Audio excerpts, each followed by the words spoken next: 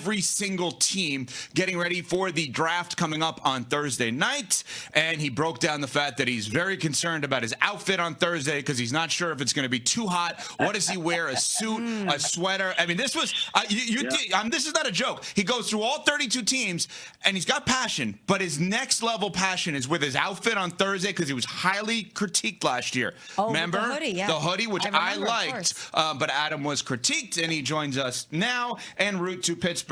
Adam, let's start with this. It feels like the draft on Thursday night starts with number 3. What is the latest around the Arizona Cardinals, the possibility of trades, and Jeremiyah Love? Well, good morning, Smalls, Courtney, and Evan. Thank you for the synopsis of my draft pod and my wardrobe decisions facing me for Thursday night. I am actually on the way to the airport right now, so the decisions have been made. We can get to that later. As for number 3, Evan, right now, the Arizona Cardinals are in a situation here where I know a lot of people are talking about the prohibitive cost of taking a running back at number 3. They'd have to pay Jeremiyah Love more than $50 million guaranteed, more than any running back has ever received. All fair. The money in the contract would make the running back the 7th highest paid running back in the NFL the moment he signs that deal. That is all accurate. That cannot be denied. But I also would say this. The Cardinals have drafted any number of defensive players in recent years: Darius Robinson, Xavier Collins, Walter Nolan. And one of these pass rushers may turn out to be great that they can get at 3. Let's not forget they hired an offensive-minded head coach. Let's not forget this is an entertainment business. Let's not forget the Cardinals could use a shot of juice and pizzazz for that franchise. Who's the best player in this draft? Jeremiyah Love. Now, I know they spent $7 million in Tyler Algier and $3 million on James Conner, and running back is not the most glaring need. But let's just say on Thursday night, the Cardinals do decide to go Jeremiyah Love, and let me say I think they're going to try to shop the pick, and if they can deal the pick, they will. But if they can and they stay at 3, can you imagine a draft in which, hypothetically, they take Jeremiyah Love at 3, which will be in the discussion, and then come back into the first round and take Ty Simpson? How many people are going to be excited about the Arizona Cardinals? When was the last time they were excited about the Arizona Cardinals? When Larry Fitzgerald was scoring on that touchdown run in the Super Bowl? So, to me, in one night, in one round, the Cardinals can change the feeling around that team for a while. I'm not telling you they're going to do it, but I do believe it's absolutely in consideration. And I do believe option 1 would be to trade out. But option 1 may not exist. So if they are left there at 3, and it's Mendoza 1, pass rusher 2, and the Cardinals are on the clock, what are they doing? And that's, to me, the decision that will obviously have a huge effect on the first round. Now, I'll say this. Even if they go pass rusher or offensive tackle, I still think that Love goes 4. So we're really not talking about it being a huge pivot point, but I think it's a huge pivot point for that particular franchise. Adam, you mentioned that if the Cardinals can deal the pick, they will. And I know in your amazing piece at ESPN.com, you said there's already been exploratory calls there. Are you anticipating a lot of movement and trades in round 1 on Thursday? I know Brett Beach is the Chiefs general manager. I'm not. Now, again, we'll see how it shakes out. First of all, you're going to need players to trade up for. And I don't know how many players there are that people are clamoring to go get. So could you get some teams jumping around a little bit? Yes, I could see a little bit of that. Do I see a dramatic Jacksonville, Cleveland-like move like we got on round 1 last? I don't think I see that right now. The last 2 years, there were 5 trades in round 1, both years. I think we could get a team trading up to Arizona spot. Could. Not saying we will. We could get a team trading up to Cleveland spot. Not saying we will. We could get a team a la the Cardinals or Jets that jumps back into round 1 for Ty Simpson. Maybe. That would be potentially, if all those things happen, 3. Of course there's going to be another trade or 2 where somebody's going to see somebody and not wait. There's going to be a run on offensive lineman in the teens where I could see a team that wants an offensive lineman jumping other teams that want offensive linemen to go get an offensive lineman. I could see that happening. To me, if there were 5 the last 2 years, we might get 5 this year. Probably not, but we might. Adam, I wanted to ask you about Ty Simpson after you mentioned the Arizona thing, but you mentioned Cleveland there. And if I think of teams that love draft day chaos, it's the Cleveland Browns. And there was a claim that Andrew Berry made the other day about the possibility of drafting a quarterback. Maybe this is just trying to remain as open as possible and not give reporters anything, but is that a realistic scenario that they would be bringing another quarterback into the mix in Cleveland? Well, Courtney, I think it is, but I don't think it's a quarterback up high. I think it's a quarterback that you're talking about. They have a high grade on one of these mid-round guys, and the guy's sitting there around 4, 5, 6, something to that effect, and they go ahead and take him. Could that be? That could be. But do I think they're taking Mendoza? No, he's not going to make it to them. Do I think they're jumping back into round 1 or taking Ty Simpson at 6 or 24? I don't. So where's the next quarterback coming off the board? There's a debate there. Is it after Mendoza and Simpson round 3, round 4? I think that's what we're looking at. And I think the Browns would take a quarterback in the right spot for the right value, but not force the issue. We're talking with Adam Schefter, ESPN Senior NFL Insider. Draft, of course, on Thursday night. Adam's going to be all over it. I strongly urge you to listen to his podcast, the All 32, with all 32 teams. And Adam, the breakdown of the draft nuggets and intel around them.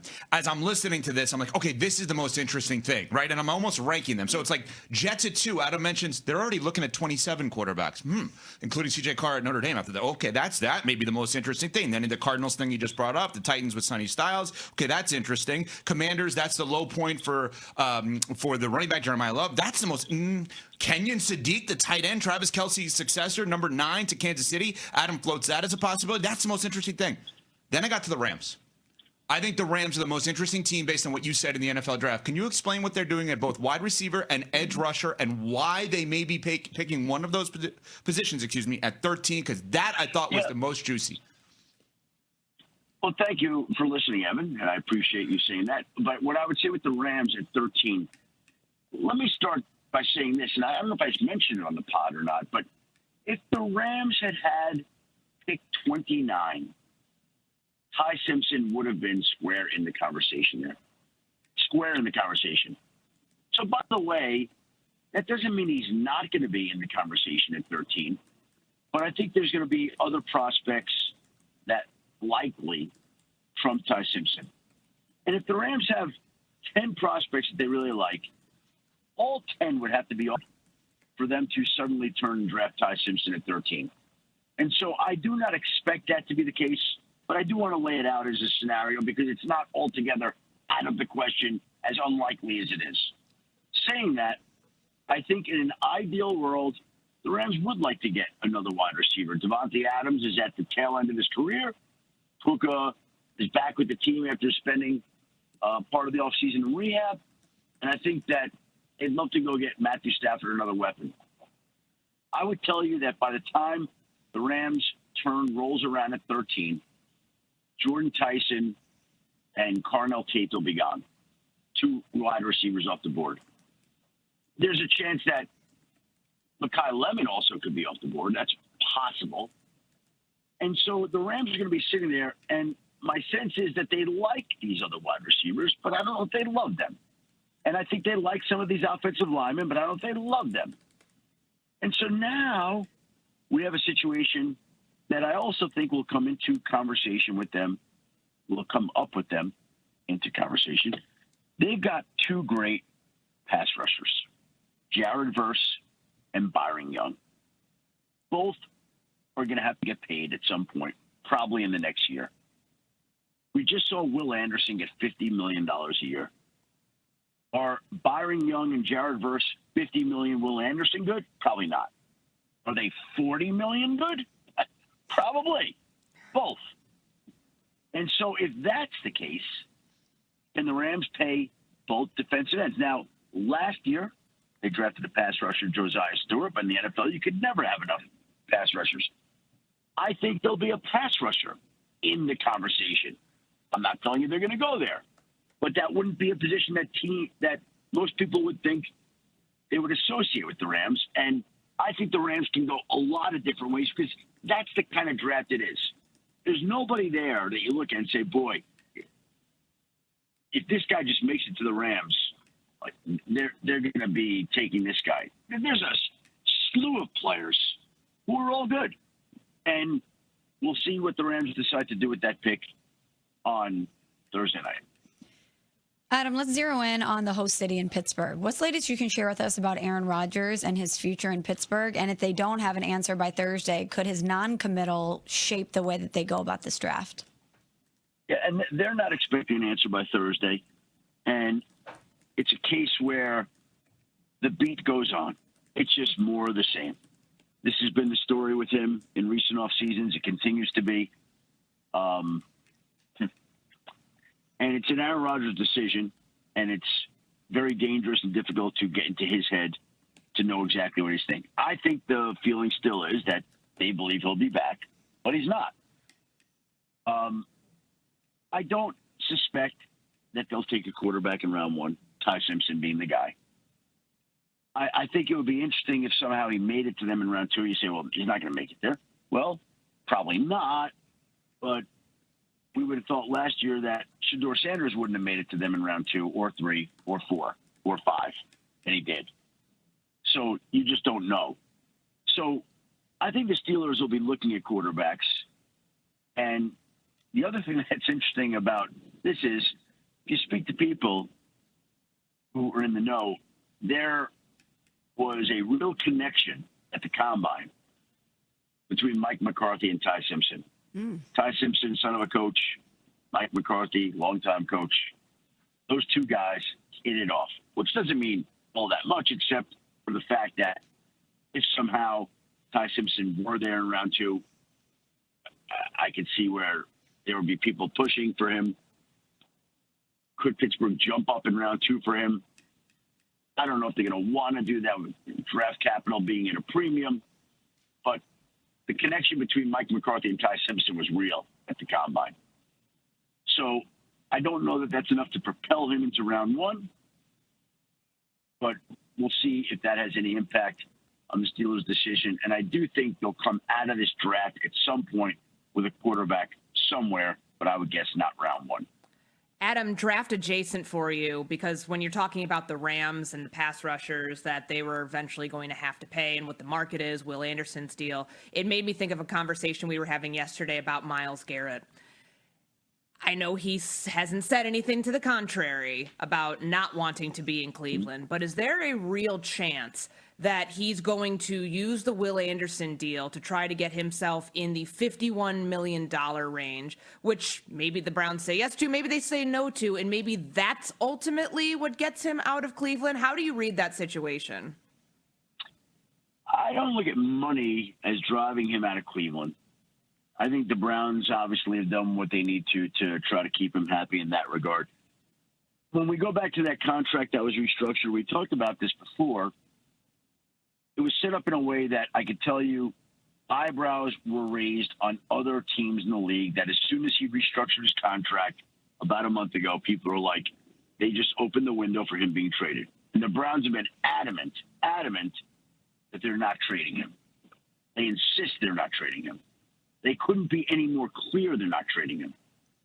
Now, the bonus dates were pushed back in every year in the contract till the start of the season from the start of the new league year, which is in mid-March.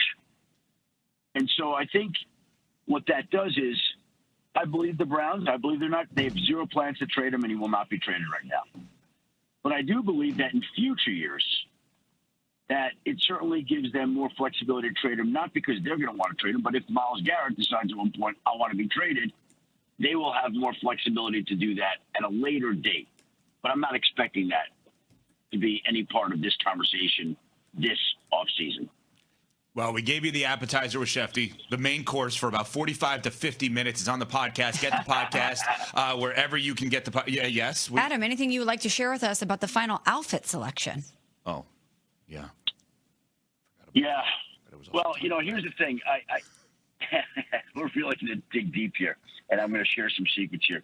But every year the draft comes, and you want to feel good on Thursday night, like anybody going to a big event. And so I always try to buy something new. And I've had a lot of misses in the draft over the years. Like I'm all sensitive about it. Like remember one year I bought a suit way back when.